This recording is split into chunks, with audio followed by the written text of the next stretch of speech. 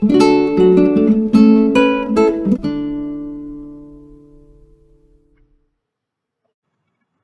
everyone, welcome back to Chemistry Travels.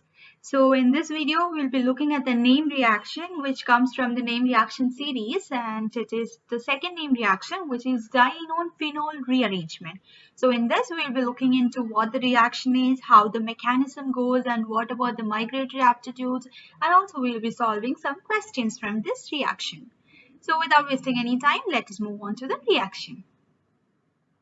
So, dienone phenol rearrangement, as the name suggests, it is a rearrangement reaction in which a dienone gets converted to phenol, and this happens in the presence of a mineral acid. That is, a dienone is reacting with a mineral acid and giving rise to a disubstituted phenolic group. As you can see in this example, this is an example for a dienone. Dienone means it has a ketonic group and it also has two double bonds, and the dienone is disubstituted. It is substituted with two groups at the fourth position. It is a 4 disubstituted cyclohexadienone. This is the reactant that we're taking, and in presence of a mineral acid, it is getting converted to a phenolic group which is 3,4 disubstituted phenol. As you can see, it is at the now with the substituents which was at the fourth position has changed to the third and the fourth position. A rearrangement of the substituents have taken place, giving rise to 3,4 disubstituted phenols.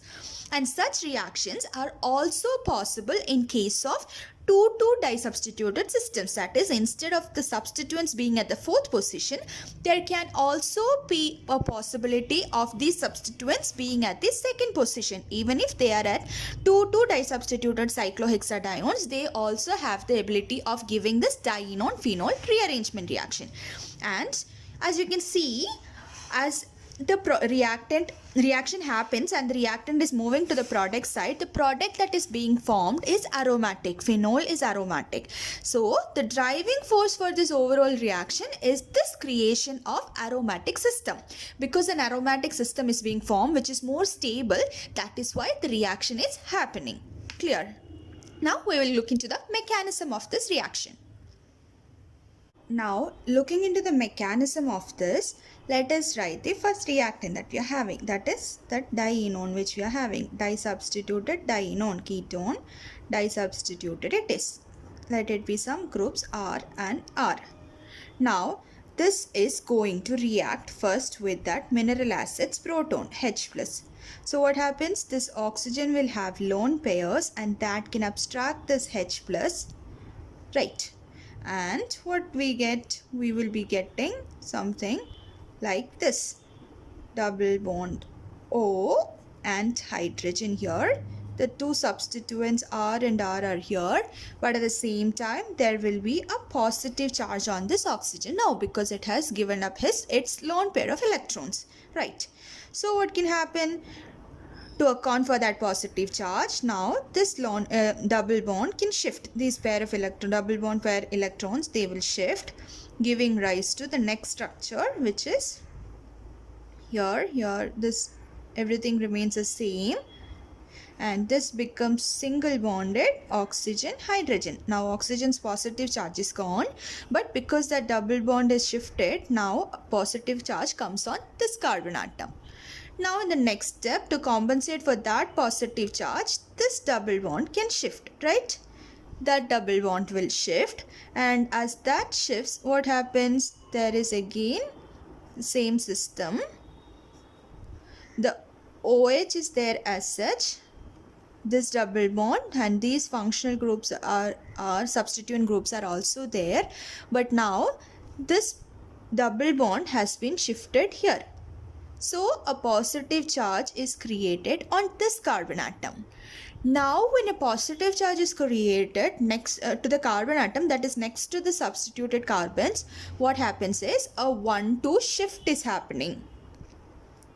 We get a 1-2 shift, and what happens is one of the R groups, this R group will shift to this position, the positively charged carbon atom. A shift takes place because Once that shifts, the carbocation that is formed will be more stable. Once that is shifted, the R group is shifted, we are getting a tertiary carbocation, which is more stable compared to the, now what we have is a secondary carbocation. So a tertiary carbocation being more stable, a 1-2 shift of the substituent takes place in this case. So now here what we do is, this OH is there as such, this double bond is there. Now one of the R groups is there and the other R group has shifted. Now when the other R group has shifted from here, now the positive charge becomes on this carbon atom, that para carbon atom to the OH group, that the fourth carbon atom which had those substituents, that now becomes positively charged because one of its R group has shifted to the adjacent carbon atom. And now what happens is, there is also hydrogen here, right? So the presence of Cl minus, now like in case of some, if you are taking HCl for example, if our mineral acid was HCl, the H plus initially reacted, came up here, and that Cl minus that is remaining, no, that will be remaining, the anionic part of the mineral acid that is remaining, that has the ability to abstract this H plus. Yes, this H plus can be taken up by the Cl minus ion. So what will happen, this H plus will give off its electrons here and it will go with the chlorine atom. So as minus HCl, it will go out and the double bond will be formed there. This was already there. This R group was also there, this R group was also there, this OH is here, and now this hydrogen is living with chlorine, so that bond of hydrogen, those electrons will come here, thereby changing that positive charge on the fourth carbon atom, and now what we get is our final product, which is the disubstituted 3,4 disubstituted phenol. This is the very simple mechanism. We start with the mineral acid's proton and that will be taken up by the oxygen, and then oxygen gets a positive charge. So then the shift in the double bonds take place, and once the shift takes place, finally the positive charge comes here on this carbon atom. A positive charge comes at this place. Since tertiary carbocations are more stable, a 1-2 shift of the substituent takes place. As a result, now the positive charge comes to the fourth carbon atom. As a result, what happens? The Cl minus, or the negative anionic part of the mineral acid, that will abstract the H plus, and the electrons would be given here, giving rise to making a complete aromatic system, phenolic system with the 3,4 disubstitution. Clear? Now we will look into the migratory aptitude of those groups, that is in our system. What was our system? Our system was the dienone with 4,4 disubstitution, right? Here there was a group R and there was a group R. R1 and R2, they might be two different groups. In such cases, if both are same, anyone can migrate. That won't make any difference as such. But if they are two different things, R1 and R2 are different means, then which one would migrate? Generally, the migratory order is H has higher migratory order compared to phenyl group, and the final one is our alkyl group. This is the general order. Also, we can say that electron withdrawing groups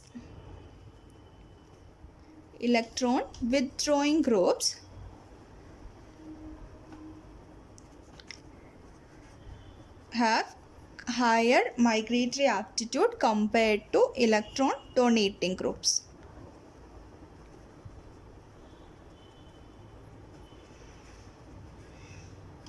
Okay, this is what they say in general. General order is our hydrogen has higher migratory aptitude compared to phenyl group, which is much higher compared to our alkyl group. And also in general, we can say that electron withdrawing groups have a higher migratory aptitude compared to electron donating group. Why is it so? We can see that, like, suppose let us consider that we have our system, the dienone with two substituents, and one of the substituents is methyl and the other substituents is COOET. Okay, so we know that COOET is having it is an electron withdrawing group and the methyl group is electron donating. So now from this what happens? So in an intermediate stage, we will come to a stage where we are having, if you look at the mechanism, we will come to a stage where there is OH group here, there is a double bond here, and a positive charge is here, and these two substituents, methyl and COOET, are there. We will reach this stage, right? Now when we reach this state, this is a state where we have to decide which has to move or which will migrate. Now electron withdrawing group is migrating. Why? Because if the electron withdrawing group is migrating, what happens when the electron withdrawing group migrates? OH is there as such, this is there, this is there. The electron withdrawing group COOET has migrated. Only methyl group is there. And now once the COET group migrates to here, the positive charge now comes on this fourth carbon atom. Now when the carbocation positive charge comes on the fourth carbon atom here, after the migration of the R group, that is substituent group, COET migrates here, the positive charge now comes on the carbon atom having the methyl group. Now to stabilize this positive charge, we should have a group that is electron donating. Now a positive charge is formed after the migration. A positive charge is formed on this particular carbon atom here. On this carbon atom, we are now having a positive charge, and to stabilize that positive charge, we need this group. This group should be electron donating. Then only it will be stabilized. That positive charge, that final positive charge that is formed, it should stabilize. If it should stabilize, the group should be electron donating. Instead, if methyl has shifted and if COOET, instead of this, if our COOET was present here, COET is electron withdrawing, which means that it will further withdraw electron from this carbon atom and it would destabilize that positive charge there. Okay, that should not happen. For stabilizing of the positive charge, we are having the electron donating group at that position there, and we allow the electron withdrawing group to shift to the other carbon atom. Clear? This is the migratory aptitude. Now we'll look into this question where we have to do this dienone phenol rearrangement. Now the two substituents are CH3 and CH3. There's an additional C2H5 substituent at the second position, which we need not worry about. We can keep it at the same position throughout, and what we are interested in is shifting the position of one of the CH3 groups to the third position. So answer would simply be a phenolic group. This ketone would change to a phenolic group. That is, our final answer would be simply this is changing to OH group, and instead of dienone, now we are getting phenolic group. Benzene ring will be there.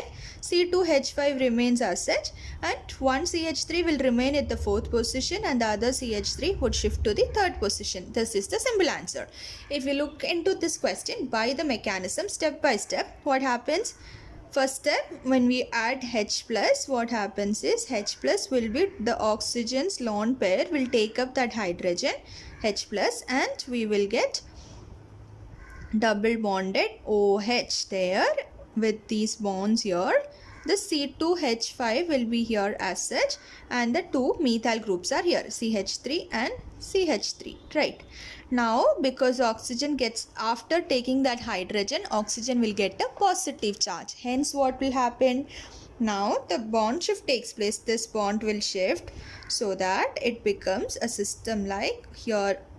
This becomes single bonded OH, but that bond has shifted, so positive charge comes on this carbon atom. Then this C2H5, this double bond, this CH3 is all there as in all other cases.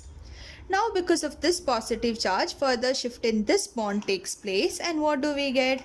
We get a system where a positive, this is still OH, bond is here. Because this double bond has shifted, now the positive charge comes here. Now the double bond comes here, C2H5 is here. This CH3 and CH3 is here as usual, but because that bond has shifted, now the positive charge will come on this third carbon atom. Now to compensate for that third positive charge there, what will happen? A 1-2 shift of the methyl group is taking place. Since both are methyl group, we need not worry about the migratory aptitude. Any one of the methyl group can shift. So what will happen now?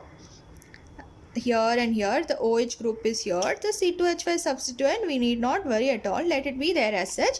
One of the methyl group will shift to the third carbon atom. So one methyl will come here and one methyl will come here. Now the positive charge has shifted to the fourth carbon atom. Okay, because one of the methyl group has shifted its position from this methyl group, it has shifted to this place. So what happens now, it has shifted to third place and a positive charge will now be shifted to the fourth carbon atom. Now to compensate for that positive charge, this hydrogen group that we have, the hydrogen group that is there in the third carbon atom, that will now leave as minus H plus, and it will give those electrons here forming a bond there. That is how we get a complete aromatic phenyl system. The OH group will be there as such. The C2H5 here it will be. One of the CH3 will be here and the other CH3 will be here.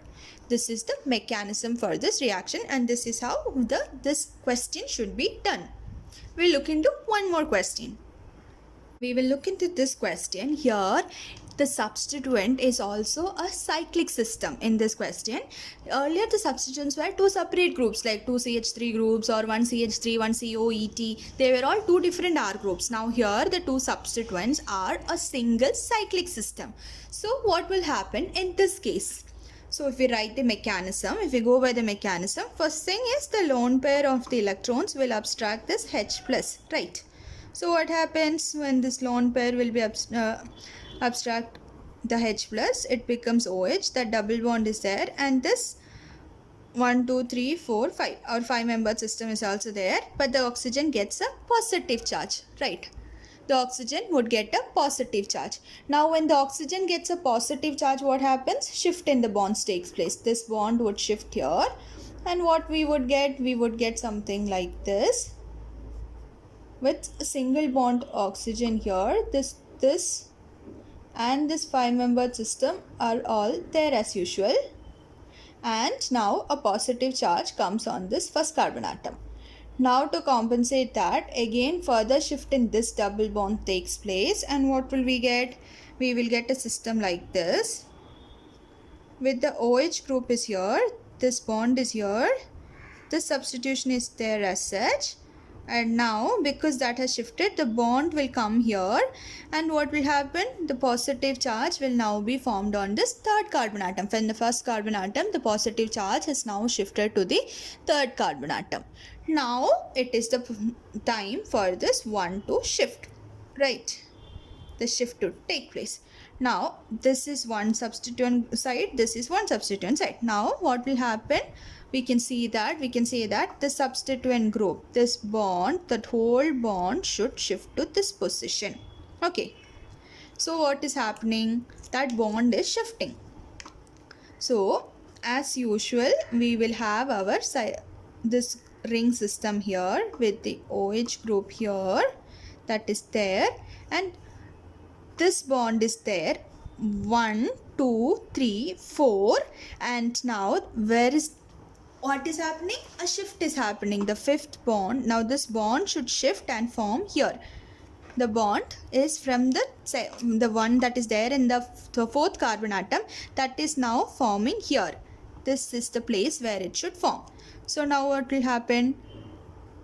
1, 2, 3, 4, 5. It forms like this one is this one is this bond is here, this bond is here, and in addition we are getting this extra bond. Understood? So which was earlier a 5-membered system has now become a 6-membered system. And again there will be now a positive charge will be formed here because of that shift. A positive charge is formed here. So to compensate that, what will happen? That hydrogen will leave us minus H plus, right? This hydrogen which was there, to compensate that positive charge, that will shift, and what will we get? We will get a complete aromatic system with this substituent is 6-membered now. Earlier it was 5-membered, now it has become 6-membered, as you can see. See, the bond that was here, it shifted to the fourth carbon atom. So what has happened? This bond which is there is already here also. This bond which is there is this one. This bond we have is here. This bond is here, and this bond is here, and this last bond has further shifted to the 4th carbon atom. From this position it has come to this 4th position. That is what a straight line is formed, and we are having a 6-membered system. So this is how you do. This would be the final product. So these are the various ways in which you can do diene-on-phenol rearrangement reaction. So that's it for today. I think you have understood the questions. You can try out more questions on this from previous year question papers, and that's it for today. Thank you so much.